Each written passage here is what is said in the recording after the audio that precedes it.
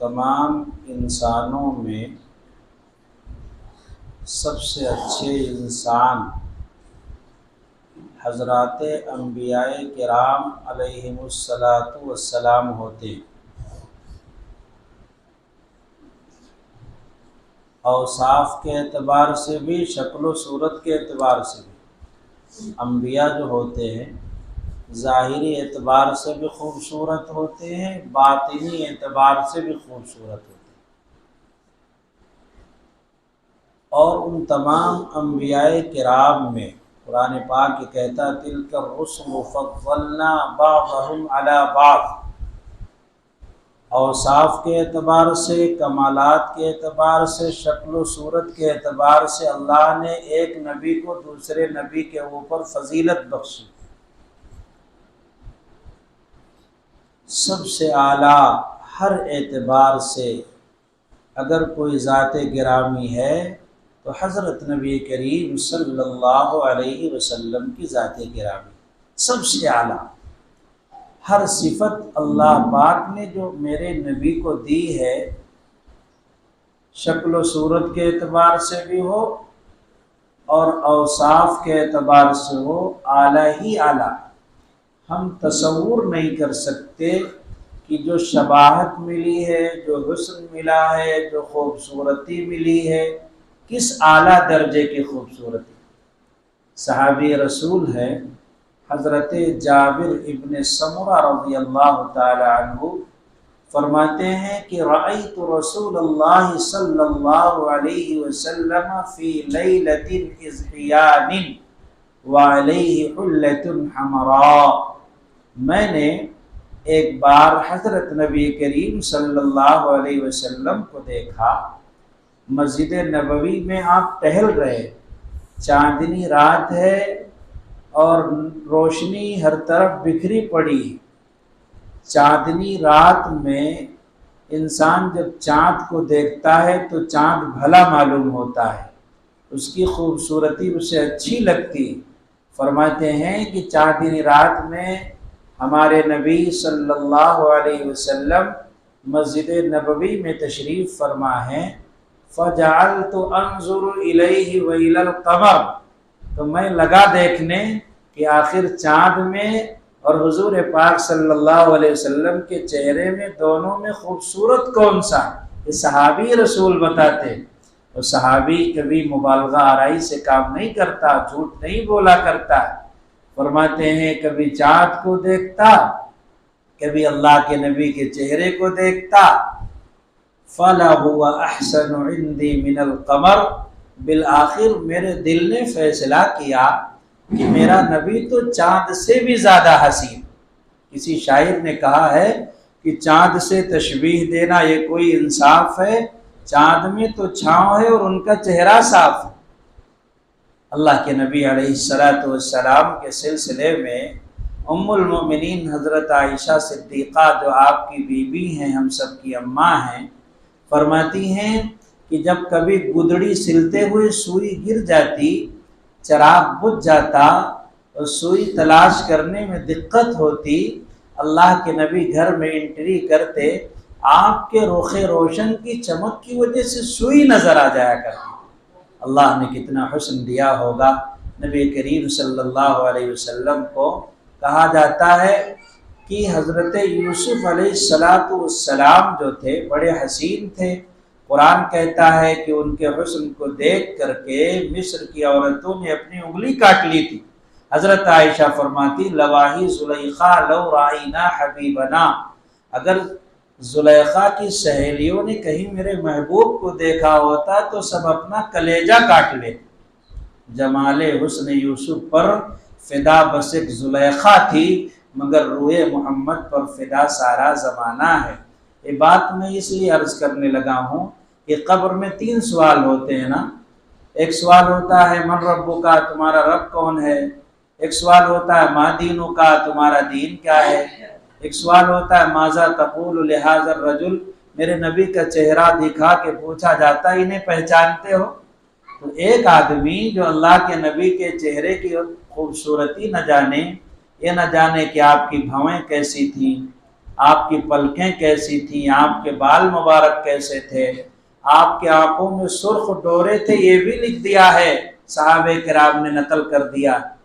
آپ کی پلکیں کمان کی طرح ٹیڑھی تھیں اور پیشانی کشادہ تھی، بالوں اور داڑھی میں کل 17 بال سفید تھے، اور اللہ کے نبی کی داڑھی گھنی تھی، بال رکھتے تھے تو زیادہ تر کانوں کے لو سے نیچے لٹکتا تھا۔ 3 طریقے ہیں، شانوں اور کانوں کے بیچ میں آپ کے بال مبارک رہا کرتے تھے، اور اللہ کے نبی کے سینے میں بالوں کی ایک لکیر تھی۔ یعنی سب صحابہ کرام رضوان اللہ علیہ مجمعین نے نقل کر دیا ہے، جن کے گھوڑوں کی تعداد نقل کر دی گئی ہو، جن کے بکریوں اور بکروں کے نام نقل کر دیے گئے ہوں، جن کے استعمال شدہ تلوار کے بارے میں نقل کر دیا گیا ہو، ظاہر ہے ان کے چہرے میں مہرے کو چھوڑا نہیں جائے گا۔ تو اس لیے بیان کرتے ہیں کہ اللہ کے نبی کا چہرہ ایک مسلمان کی نظر میں بالکل ایسے ہو جیسے اس کے اپنے بچوں، اس کے اپنے عزیزوں کا چہرہ ہوتا ہے، تاکہ میدان محشر سے پہلے قبر کے مرحلے میں جب نبی کا چہرہ دکھا کے کہا جائے کہ انہیں پہچانتے ہیں، تو کم سے کم آپ یہ کہہ سکیں کہ اس چہرے کے بارے میں ہم کیسے دھوکہ کھا سکتے ہیں، یہی تو ہماری نجات کا دار و مدار ہے، ہمارے نبی حضرت محمد مصطفیٰ صلی اللہ علیہ وسلم کا یہ چہرہ ہے۔ بہرحال میرے بھائیوں، میں یہ بتانا چاہتا ہوں کہ اللہ کے نبی علیہ السلام سے وابستہ جتنی بھی چیزیں ہیں سب اپنی مثال آپ ہیں، کائنات میں اس کی کوئی نظیر نہیں اور کائنات میں اس کی کوئی مثال نہیں۔ اللہ کے نبی علیہ السلام کو اللہ پاک نے شجاعت عطا فرمائی، جیسے حسن دیا اسے شجاعت بھی۔ شجاعت کے معنی ہوتے بہادری، دلیری، نڈر رہنا۔ ایسی شجاعت کی کائنات میں کسی کو نہیں ملی۔ رستم و سہراب کے قصے آپ نے سنے ہوں گے، نبی کیا، نبی کے صحابہ نے ان کو جڑ سے اکھاڑ کر پھینک دیا، تو ظاہر ہے کہ کیسی شجاعت اللہ پاک نے میرے نبی پاک صلی اللہ علیہ وسلم کو دی ہوگی۔ ایک غزوے میں، غزوہ حنین ہے، لڑائی ہو رہی ہے، 9 مسلم شریک ہے اس میں۔ غزوے کے اندر تیروں کی بوچھار ہو گئی صحابہ پر، صحابہ کرام کے قدم پیچھے ہٹنے لگے، جو 9 مسلم صحابہ تھے۔ اللہ کے نبی علیہ السلام اس مجمع میں گھس کر کے گھوڑے کی پشت پر بیٹھ کر کے تیروں کی بوچھار میں دشمنوں سے لڑائی لڑ رہے ہیں۔ بخاری کی روایت ہے کہ آپ دشمنوں کو للکارتے ہوئے کہہ رہے ہیں، انا النبی لا کذب وانا ابن عبد المطلب، میں نبی، سچا نبی ہوں، میں عبد المطلب کا بیٹا ہوں، اگر کسی کی ماں نے دودھ پلایا ہے تو میرے سامنے آئے۔ یہ اللہ کے نبی علیہ السلام کی بہادری تھی۔ مدینہ طیبہ میں شور مچ گیا کہ ڈاکو آ گئے، ڈاکو آ گئے۔ صحابہ کرام متفکر ہوئے کہ کہیں حملہ نہ کر دے۔ اب ابھی سوچ ہی رہے تھے کہ جا کر کے ذرا دیکھیں تو صحیح کہ حملہ کس کا ہوا ہے۔ اچانک دیکھا کہ نبی پاک علیہ السلام سامنے سے تشریف لا رہے۔ یا رسول اللہ، آپ اکیلے تنہا کہاں گئے تھے؟ کہا شور تم نے سنا، میں نے بھی سنا، تو میں نے سوچا کہ میں جا کر کے دیکھ لوں کہ معاملہ کیا ہے۔ اکیلے چلے گئے۔ جس کے ساتھ خدا کی طاقت ہو، کائنات میں کسی سے نہیں ڈرا کرتا۔ اللہ کے نبی علیہ السلام نے یہ بہادری سکھائی ہے، صحابہ کرام کو خود بہادری دکھلائی ہے۔ عرب کا اتنا زبردست پہلوان تھا جس کا نام تھا رکانہ۔ کہتے ہیں کہ کوئی عرب میں اس کے مقابل کا شہسوار اور بہادر نہیں تھا۔ بازار عکاظ میں حج کے موسم میں میلے لگا کرتے تھے، اس میلے میں شعر و شاعری بھی ہوتی تھی، کشتی کے فن کا مظاہرہ بھی ہوتا تھا، اور بھی بہت سارے کام ہوتے تھے۔ اللہ کے نبی نے سوچا موقع غنیمت ہے، چل کر کے اسی ماحول میں دین کی دعوت دے دوں میں لوگوں کو۔ پہنچ گئے بازار عکاظ میں، میلے میں، دیکھا اکھاڑے میں کسرت کر رہا ہے رکانہ۔ نبی نے چمکتا ہوا بدن دیکھا، گٹھا ہوا جسم، کہنے لگے رکانہ کیا اچھا ہوتا کہ تم مسلمان ہو جاتے، کیونکہ ایمان لانے کے بعد ہی یہ جسم جہنم سے بچ سکتا ہے۔ اچھا نہیں لگتا کہ اتنا بڑا بہادر آدمی جہنم میں جائے۔ تو اس نے اپنے فن کے اعتبار سے جواب دیا کہ اچھا ٹھیک ہے، میں آپ کی بات مان کے کلمہ پڑھ لیتا ہوں، لیکن کیا مجھ سے کشتی لڑنے کا آپ عزم کرتے ہیں؟ چیلنج قبول کرتے؟ اگر آپ کشتی لڑیں اور مجھے ہرا دے تو میں آپ کی بات مان لوں گا اور آپ قبول کر لوں گا۔ اب بتائیے، سامنے وقت کا گٹھا ہوا عرب کا شہسوار پہلوان، ہمیں کہتے ہیں کہ بہت پتلا دبلا ہو، کم کھاتا ہو اور میلا کچیلا ہو تو یہ اللہ والے ہیں۔ نہیں، اللہ والے وہ ہیں جو صبح دوڑتے ہیں، دن میں گھوڑوں کے پشت پر رہتے ہیں اور رات کو مسلح بچھا کے اپنے اللہ کے سامنے آہوزاری میں مصروف ہو جاتے ہیں۔ یہ نہیں کہ ہلکے ہلکے قدم ڈگمگاتے ہوئے جیسے کوئی کھوسٹ بڈھا، نہیں، اللہ کے نبی کے چال کے بارے میں بھی آیا ہے، کانما انحط والسبب، جب اترتے تھے تو تیز تیز قدم رکھتے تھے، گن گن کے نہیں، ایسا لگتا تھا جیسے کوئی ڈھلان میں اتر رہا ہو، اوپر سے نیچے اتر رہا ہو، چلنے میں اتنا جماؤ تھا، اللہ اکبر، محدثین نے اس کو بھی نقل فرما دیا۔ بہرحال تو اللہ کے نبی سے رکانہ کہہ رہا کہ اگر آپ دو ہاتھ کرنے کو تیار ہیں تو پھر ٹھیک ہے، اور اگر آپ مقابلہ نہیں کر سکتے مجھ سے تو آئندہ میرے پاس دین کی دعوت لے کر نہ آنا۔ اللہ کے نبی نے کہا، ارے تو سمجھتا ہے کہ کسی بزدل سے تیرا پالا پڑا ہے؟ اس میں کیا، کسی اور میدان میں کبھی آواز دے گا، چراغوں کے لو سے ستاروں کے زو تک وہیں ہم ملیں گے جہاں رات ہوگی، جہاں بلائے گا پائے گا مجھے۔